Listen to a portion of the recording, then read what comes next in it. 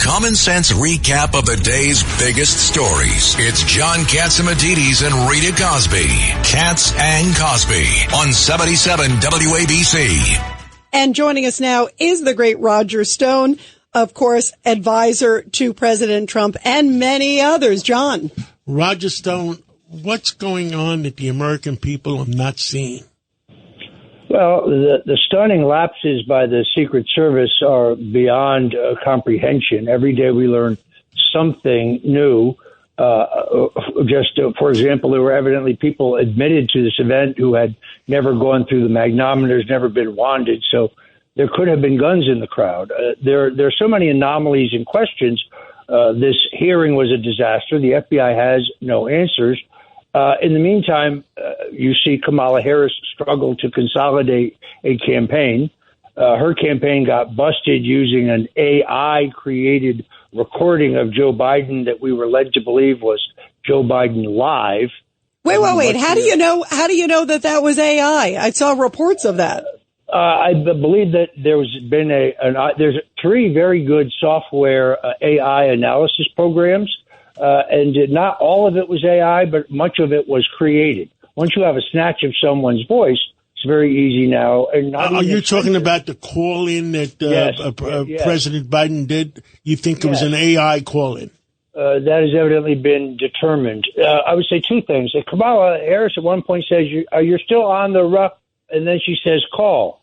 Feels like she's going to say recording. So I think it really kind of begs the question. The new polls are out. I think we're now far enough away from the events of Sunday's dropping out of the race, where basically Joe Biden was strong-armed by Barack Obama, who lined up the powerful New York Times, and George Clooney, and former Speaker Pelosi, and Chuck Schumer. It's not clear that Jim Clyburn wanted to go along, but they basically forced Joe out, and they did it because they're petrified. I mean, they're looking at polling that shows that districts that heretofore were not considered competitive are competitive, and states are slipping away. Well, Craig Eaton? Roger, you have your pulse on everything going on here in Washington and with this race. I'm just curious what your opinion is as to why Barack Obama is sitting on the sidelines right now and hasn't yet endorsed Kamala. Could it be that they're waiting to see if Michelle wants to jump in? Hey, Raj? We lost Raj. Maybe Barack Obama was listening to you and he said, he's going to dial back. We'll figure it out. But it is interesting that he is the lone holdout. There's something we don't know. We are missing something. And I don't know what it is. Well, there were reports, in fact, that there was software. Roger was alluding to the fact that there's software that can determine if something is AI. And there were reports that one says 98% accuracy that it was artificial intelligence. And the line he was saying is when he called in, when Joe Biden supposedly called in, there's a voice where you say record, like it sounded like somebody was going to use the word recording, and they're saying that might be. I'm not sure. We got Roger. Hey, Raj, let's go right where we were talking with Craig Eaton about Obama. Why is Obama holding out, do you think? And so far hasn't endorsed Kamala. Well, first of all, I misspoke. What I meant was that Biden is very, very angry that he feels muscled out by Obama, who he believes he was loyal to for 8 years. It's their fear of losing. They don't think Biden could win. That's why they had to get him out of the way. They have the same concerns about Kamala Harris for all of the obvious reasons. Her own presidential campaign was a dumpster fire. She got 1% of the black vote, 1% in the primaries. Her public performances are a word salad. She has burned through staff. She blames them for her shortcomings. Staffers who are fired say she won't read anything. She won't sit for a briefing. She knows everything. She won't study, which you need to do to be vice president. She's clearly a front runner. She's now, I would say, the prospective, if not to the presumptive nominee, although she's still not legally the nominee. If the poll shows that she continues to trail Trump, running about where Biden was, and her performances are uneven, there are mistakes in the rollout of her as the front runner, this Democrat convention could still be in play. The media buys the idea that she has enough delegates, but more than half of the delegates are non-white. A third of them are union members controlled by three large, more liberal public employee unions, CWA, AFSCME, and a third. So three union presidents have a huge chunk of delegates here. I still believe that if she looks like a sure loser to Donald Trump, they could yet swap her out for a stronger candidate, which I have suggested could be Michelle Obama. Now, I'm not saying Michelle Obama is running for president, wants to run for president, hankers to run for president, but I am saying they may come to the conclusion that she could conceivably be, if she were ever willing to do it, the strongest candidate.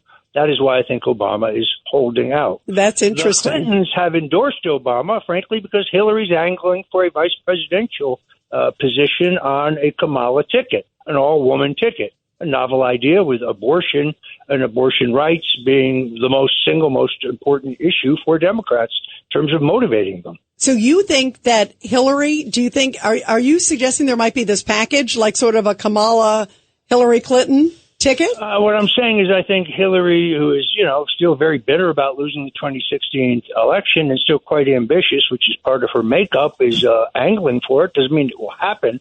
But you notice the Clintons, who were involved in pushing Joe out, quickly did endorse Kamala, whereas Obama and Michelle Obama have not. And President Obama has said that he won't endorse any candidate until after the convention process, which allows him to work behind the scenes, as I think he has. The New York Times has an editorial which basically says Kamala can't win. She cannot pull the votes out that we need, which is stunning in this atmosphere. Roger, this shooter, is there something we don't know? Look, I think Senator Ron Johnson said it best, and he has better sources than I do. He's been briefed by federal law enforcement. There's a probability of more than one shooter based on acoustical analysis. Now, I don't know that for a certainty. I'm just telling you that seems to be an open possibility. I saw an excellent analysis done of this by Mike Adams, who's a brilliant guy who gives a pretty good case for shots coming from three different locations, maybe multiple shooters. We just don't know. It's kind of like the Kennedy assassination. Even today, all these years later, not everyone is sure that Lee Harvey Oswald did or did not kill John F. Kennedy and acted alone. I don't believe any of that's true. I said that yesterday. I said 30 years from now, Frank Morano is going to say, who really did the dirty deed? Roger, Vito Fasella, good to hear your voice. Other than the shooter and whether he was multiple shooters or not, you know Washington, D.C. and these agencies better than anybody. Are there any shoes that you envision will be dropping over the coming weeks or months, or revelations that right now seem not so obvious?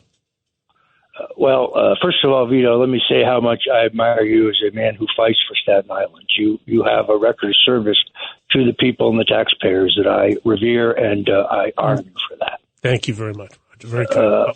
You are the taxpayer's best friend, and you fought for your citizens as the mayor has sought to basically launch an invasion into our communities of illegals.